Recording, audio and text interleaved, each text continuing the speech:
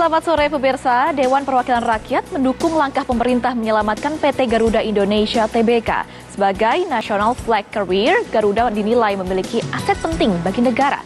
Kabar tersebut beserta dengan perkembangan terkini seputar ekonomi akan kami rangkum dalam Kabar Pasar. Kita ke informasi pertama, pemirsa, Dewan Perwakilan Rakyat atau DPR RI mendukung langkah pemerintah untuk menyelamatkan PT Garuda Indonesia Tbk. Sebagai National Flag Carrier, Garuda dinilai sebagai aset penting bagi negara.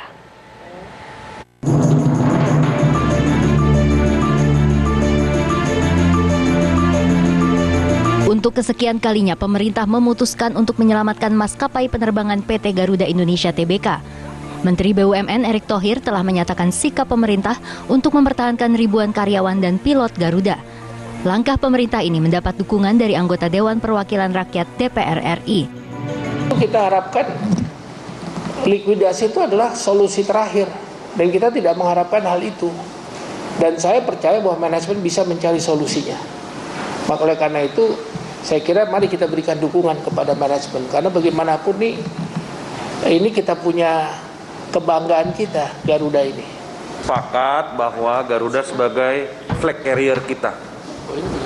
Nah, tentu tidak bisa kita masuk ke dalam persoalan yang lebih teknis karena nanti manajemen masih harus menghadapi bukan hanya dengan pihak-pihak di dalam negeri, tapi juga pihak-pihak di luar negeri. Jadi kita harus dukung Garuda dan jangan kita ganggu kondusivitasnya agar mereka bisa memiliki ruang gerak dalam melakukan langkah-langkah korporasi penyelamatan Garuda, ya, terutama tersangkut dengan pihak-pihak luar negeri juga ya, bukan hanya luar perusahaan tapi luar negeri. Sementara itu, manajemen Garuda mengaku belum memutuskan langkah penyelamatan atau restrukturisasi yang akan ditempuh. Skema restrukturisasi berdasarkan dan koordinasi dengan kementerian terkait, termasuk dalam hal ini pemegang saham di Warna. Opsi-opsi penyelamatan saya rasa kita mempersiapkan konsolidasi, restrukturisasi, efisiensi, dan transformasi Garuda ke depan. Meski akan diselamatkan untuk kesekian kalinya, pemerintah mengaku akan melakukan perubahan besar di Garuda Indonesia. Bukan hanya pada upaya efisiensi, namun juga menyangkut fokus bisnis Garuda Indonesia di pasar domestik. Dari Jakarta, Vena Kintan, Junaidi Ahmad, TV One mengabarkan.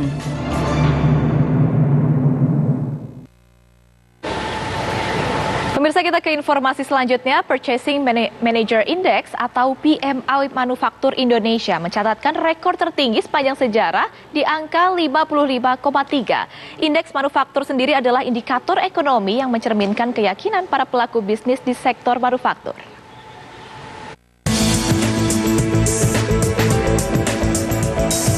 Pekan ini, IHS Markit merilis PMI Manufaktur Indonesia di level 55,3. Ini merupakan rekor tertinggi sepanjang sejarah survei. Setelah pada bulan April berada di level 54,6, sektor manufaktur di Indonesia berkembang pesat di bulan Mei, mencatatkan ekspansi selama 7 bulan berturut-turut. PMI Manufaktur Indonesia juga memimpin dibandingkan PMI Manufaktur Korea Selatan, Jepang, dan Cina. Di ASEAN, Indonesia juga di atas PMI Manufaktur ASEAN yang berada di level 51,8 dan mengungguli negara-negara lainnya di kawasan. Angka ini sekaligus menandakan pemulihan kegiatan ekonomi di tanah air. Permintaan baru, output, dan pembelian juga mencapai tingkat tertinggi selama 10 tahun terakhir. Demikian juga dengan ketenaga kerjaan yang kembali bertumbuh setelah 14 bulan untuk memenuhi kebutuhan kapasitas operasional yang meningkat. Tim TV One mengabarkan. Ya, lalu untuk mengetahui lebih lanjut arti pentingnya angka PMI bagi sektor manufaktur, kita akan membahas lebih lanjut dengan Menteri Perindustrian Bapak Agus Gumiwang Kartasasmita. Selamat sore, Pak Menteri. Iya, selamat sore, Mbak. Iya, selamat sore. Pak, tadi kan kita sudah lihat angka PMI kita 55,3. Nah, arti angka PMI ini bagaimana di tengah pandemi untuk negara kita sendiri, Pak? Ya, terima kasih. Jadi, angka 55,3 ini merupakan angka tertinggi. Jujur saja bahwa sebetulnya pada bulan April yang lalu ketika PMI kita mencapai angka 54,6 itu juga merupakan sebuah rekor. Jadi ini 2 bulan berturut-turut Indonesia telah mencatat rekor ya yang berkaitan dengan PMI kita. Di mata Kementerian Perindustrian sebetulnya angka 55,3 ini suatu hal yang sangat menjanjikan, sangat menggembirakan.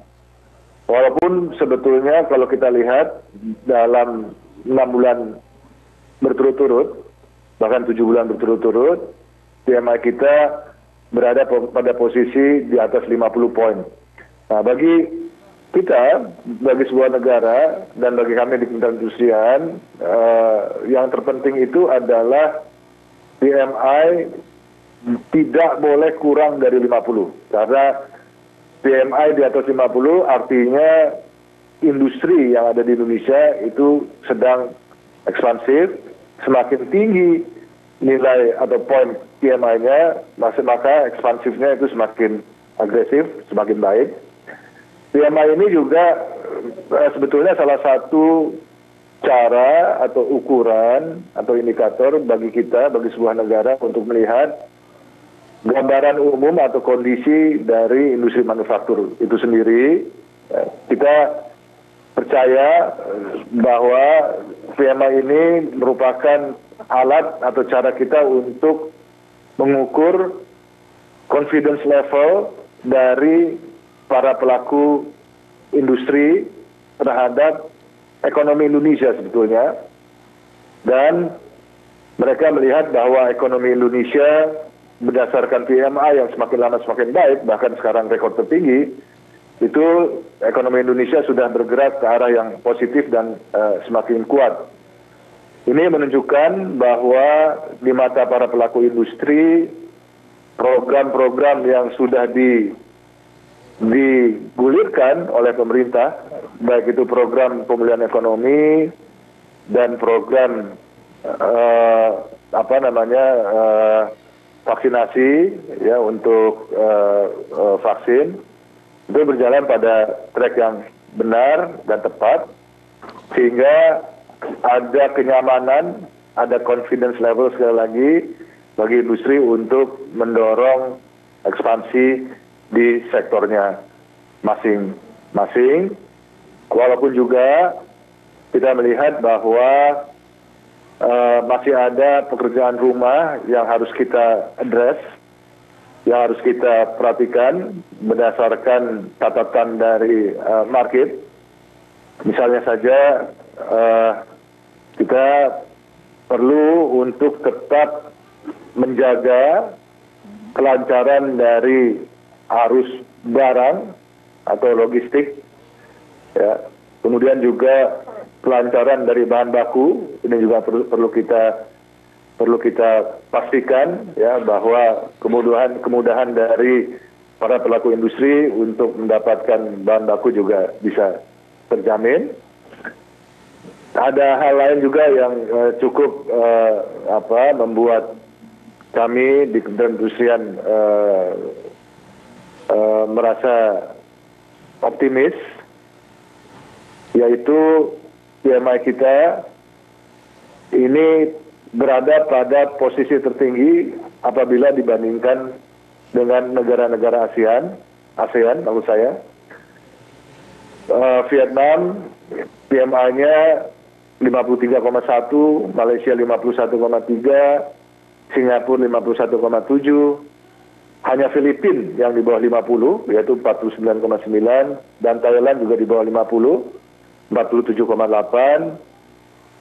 Bahkan PMI kita pada bulan Mei kemarin ini lebih tinggi dibandingkan dengan PMI manufaktur di negara Korea Selatan, Jepang. Korea Selatan itu 53,7, Jepang 53, dan Cina 52 poin.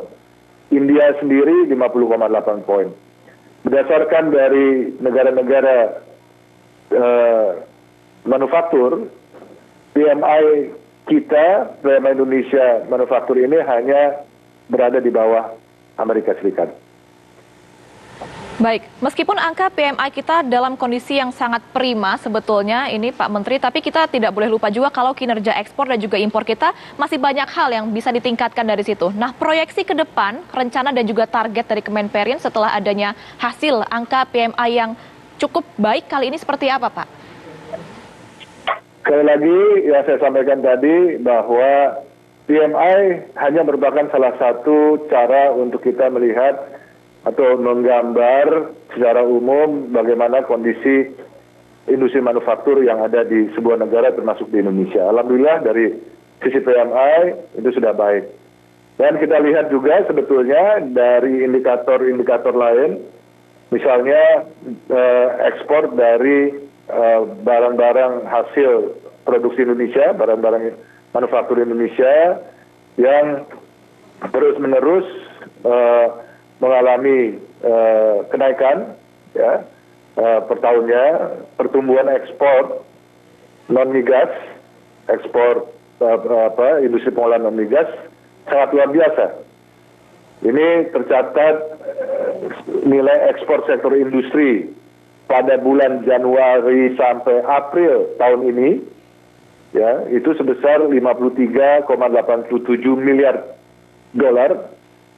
Ini tumbuh, ya tumbuhnya 28% dibandingkan dengan kinerja ekspor industri manufaktur tahun lalu, ya Januari April 2020 yang menghasilkan neraca sebesar surplus tahun ini surplus 5,54 miliar dolar.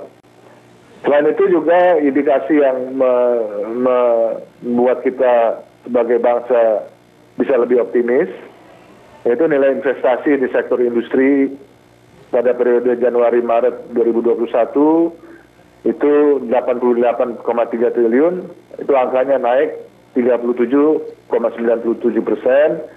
apabila dibandingkan dengan periode yang sama tahun lalu. Nah ini sebetulnya indikator-indikator yang bisa kita lihat ya bahwa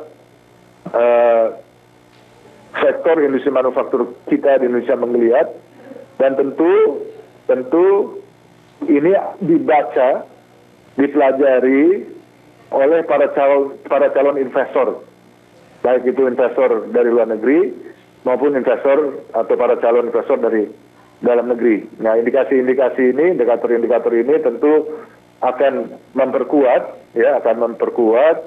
keyakinan dan keputusan bagi atau dari calon investor untuk menggelontorkan uangnya di Indonesia, ya mengembangkan bisnisnya di Indonesia, karena memang Indonesia merupakan negara yang menjanjikan, menjanjikan terhadap investasi yang mereka akan lakukan di Indonesia. Baik, itu dia. Terima kasih banyak Pak Menteri sudah bergabung bersama kami di TV One. Kita harapkan semoga angka PMI 55,3 ini bisa bertengger terus di puncak kawasan bahkan sampai pandemi selesai. Terima kasih banyak Bapak sudah bergabung bersama kami di Kabar Pasar TV One. Terima kasih. Dan pemirsa, nanti setelah usai jeda kita akan terus hadirkan informasi untuk Anda, tapi kembali kami ingatkan lagi semoga saja dengan adanya informasi tadi pemulihan ekonomi bisa terus meningkat seiring dengan adanya upaya penanganan COVID-19 karena kesehatan pulih, ekonomi bangkit. Tetaplah bersama kami di Kabar Pasar.